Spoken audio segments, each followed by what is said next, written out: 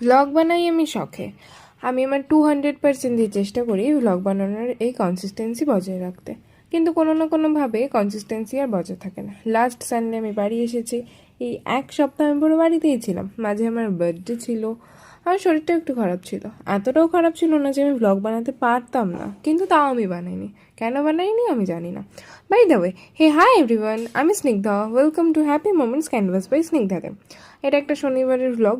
শনিবার দিন বাড়িতে আমি পুরো একা থাকি, তাই জন্য আমি 11টার সময় ঘুম থেকে উঠেছি, সমস্ত কিছু করে ফ্রেশ ট্রেশ হয়ে আমি বসেছিলাম ক্লাস করতে।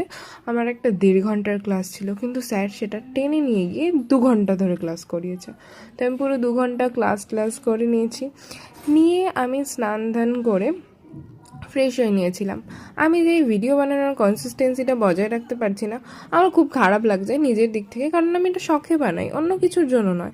দেন আমি লাঞ্চ করে একটু কিটক্যাট খেয়ে বসেছিলাম পড়তে।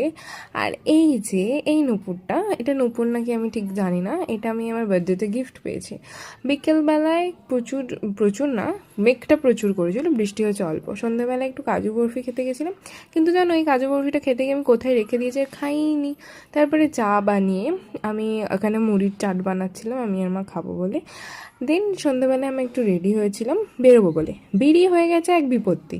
আমরা বেরিয়েছি, বেরিয়ে মেন মোটিভ ছিল ফুচকা খেতে যাওয়া। আমরা ফুচকা খেতেও গেছি, কিন্তু ফুচকা খাওয়ার পরে গাড়িটা আর স্টার্ট নেয়নি। আমরা লিটারালি হেঁটে হেঁটে বাড়ি এসেছি প্রায় অনেকটাই। তো আজকের মতো এতটাই, দেখা হবে পরের ব্লগে, বাই।